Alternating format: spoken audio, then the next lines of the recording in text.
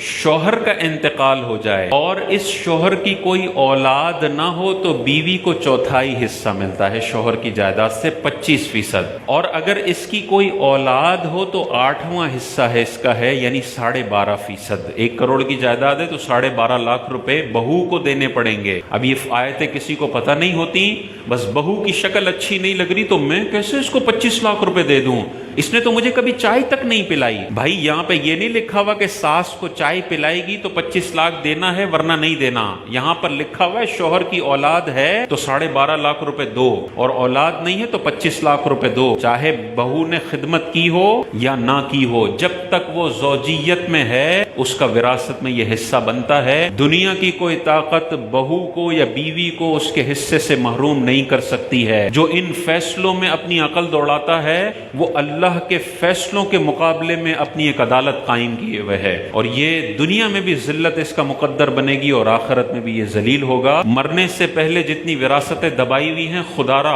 بہنوں کی بہنوں کو دے دیں، بہوؤں کی بہوؤں کو دے دیں۔ ابا جی نے اگر اپنے بیٹے کی بیوی کی وراثتیں دبائی ہوئی ہیں خدا را دے دیں، وہ جتنی بھی بدتمیز تھی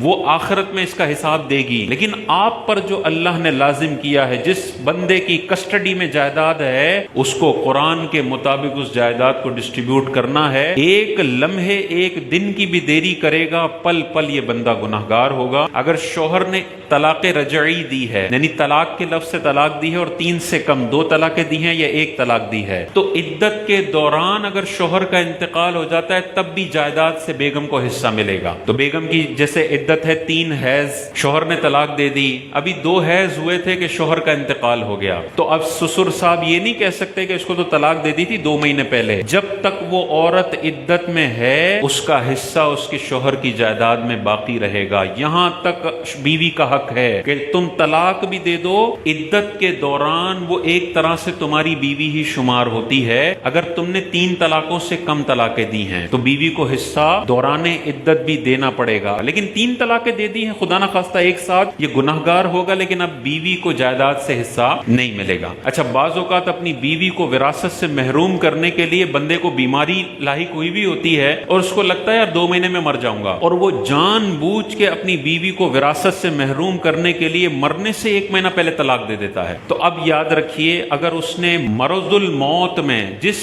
مرض میں اس کی موت واقع ہوئی ہے، اس میں اگر یہ اپنی بیوی کو طلاق دیتا ہے تو چاہے 3 طلاقیں دے دے چاہے طلاق بائن دے دے، جب تک عدت کا دورانیہ چلتا رہے گا اس کو وراثت میں سے حصہ ملے گا۔ عدت ختم ہو جاتی ہے، اب اس بیوی کا کوئی حصہ نہیں ہے، اب یہ بیوی نہیں ہے، اب یہ اجنبی ہے۔